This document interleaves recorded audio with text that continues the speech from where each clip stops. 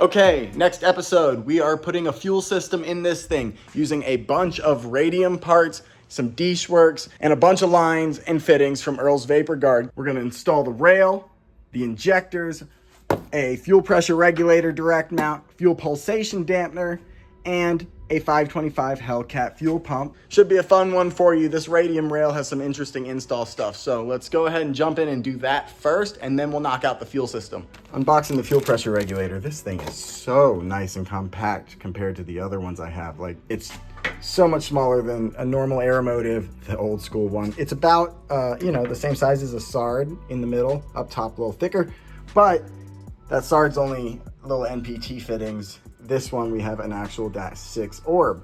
So, more fuel flow, new tech. We're gonna go ahead and set this up with a direct mount to the back of the fuel rail, and then a return line coming off the bottom, and a port right here for the fuel pressure sensor. And then we have something that I love to run on all my cars that you only need to do this on larger injectors. I run these on my RX-7. It's called a fuel pulsation damper. And honestly, it saved me for idle and tuning and things like that, according to my tuner. And that was because I was having a bunch of 2000 secondaries coming on 1050 primaries, a lot of fuel on that car. This 180 is only on 1000cc injectors right now, so it's probably not going to need the damper, but there's a spot for it on the rail, and I know I'm gonna be going up to 1300s or 1500s inevitably as this car gets better and better, as we figure out the drive line and things like that. So we're gonna go ahead and install it. You can separate this in with another vacuum line, but don't do it with the fuel pressure regulator. You want this regulator on its own vacuum line. Don't tee it off with anything like a boost gauge. Like, I'm gonna have to tee off a boost gauge, and I'm doing it off the ECU on the map line itself right there, because it's honestly safer to do that, tee off a map line, than it is to tee off of a fuel pressure regulator. And you are dealing with any O-rings like this, any orb fittings, you apply a little bit of lubricant, WD-40, maybe engine oil, something like that, so that they set into their hole here correctly and not pinch and pop out. You see, no O-ring is popping out on either side. Next is this -8 to -6 adapter for the rail. Go ahead and spin that in nice and tight. And here we have our fuel rail completed with our fuel pulse damper and our fuel pressure regulator. Only thing we need to do is throw a plug in here real quick, and then we will take this over and install it into the car. I went ahead and mounted our fuel pressure sensor next to the fuel filter just so everything's in one place. Since we had to run a relocation line anyways, that shoots straight down, comes across, and will plug in directly to the side of that regulator that's gonna float right about here. Next up are these injector cups. Put a little oil on them, as you can see, and then they seat right into place here. When doing any injector O-rings, don't just grab any grease. Make sure to get a Sil Glide. Really good at not making the O-rings themselves swell up. I've actually decided to set these injectors into their homes here before I install the rail, as these orange ones are really a tight fit, even with the Sil Glide. All right, already slipping on. Ooh, there they go. Everyone looks happy under there to me. And we are chugging right along here. As you can see, I have my return line and my fuel pressure sensor line plumbed and ran. It comes down for the fuel line, plugs into a flex fuel sensor right there, and then down to the return line right there. I'd really love to use this one since it's an old Tommy. Look at that, nice and clean too. Oh man, how freaking cool is that? It fits, and that's before I even hose clamp the line. Once I hose clamp the line right there, that's our clearance to the manifold. We're always gonna have a mechanical fuel pressure gauge on this setup. I love that. Earl stickers on the car, Earl's products on the car. I'm gonna keep putting Earl's products on the car. This is their E85 safe Earl's Vapor Guard line. I've used this on the RX-7 and parts of the E36. No, it's not a super snazzy looking line, but man, it's safe. That's incredibly functional. Look at that. It's not gonna hit anything. And if anyone's ever looking around, they see Earl's. Earl's. Well, here's an interesting dilemma. This Greddy manifold is so original that I guess the idle control valves in a different place because I don't need the spacer. I need a spacer down here. Look at that. It's hitting right there. So I marked it with a long reach Sharpie, and we're gonna pull it out and we're gonna see if we have to grind it until we either cut a hole in it or it fits. And if we cut a hole in it, we'll take more and plate it off. Made a basic mark out of the two areas I'm gonna cut in, and the chunk I'm gonna remove to start. It's not like I'm cutting into an old Gretty manifold that I can't easily replace or anything.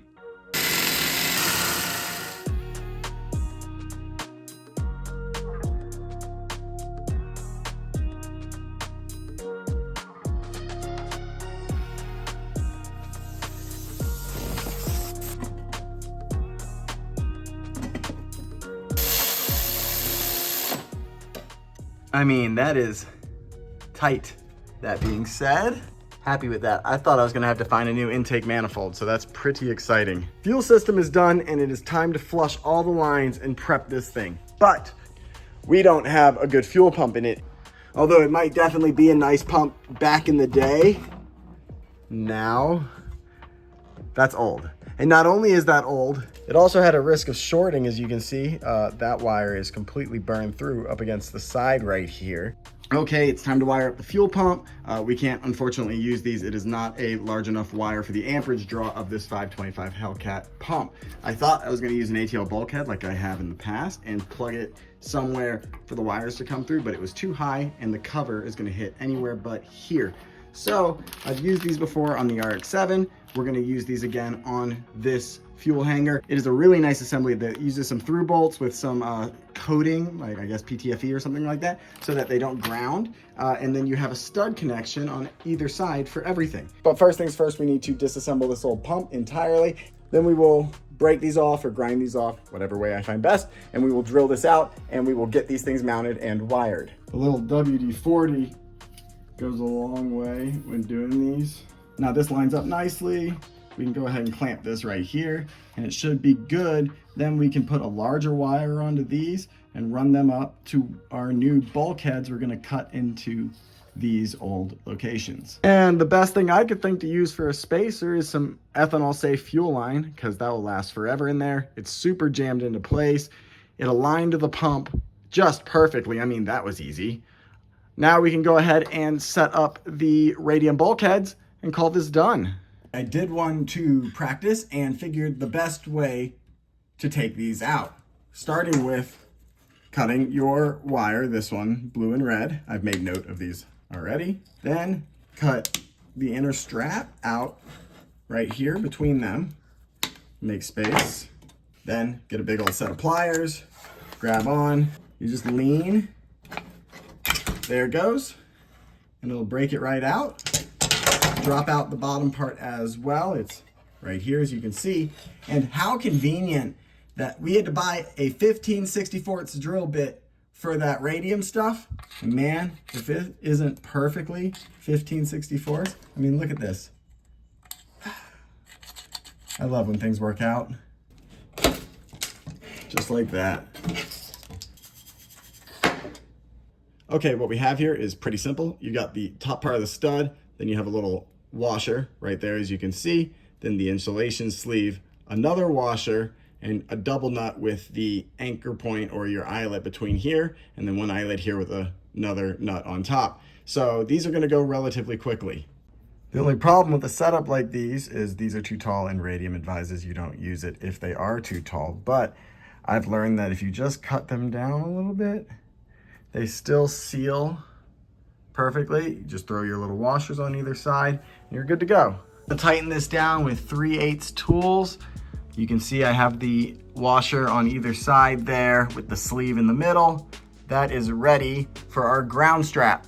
I like to use these closed-barreled crimps with some E85 safe heat shrink. Here is ground for the pump and ground for the sensor.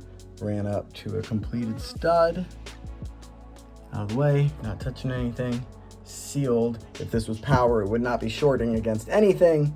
Safe. I really like these things. Let's go ahead, knock out the rest real quick, and we can get ready to throw this in the tank. And here we have it, gang. Talk about quite a transformation from what it was before. New pump, fresh wiring, safe, bulkheads, good power and ground going to a plug. And then we have our level sensors right there as well. Everything is connected underneath. Everything is sealed. We can call this done. All right.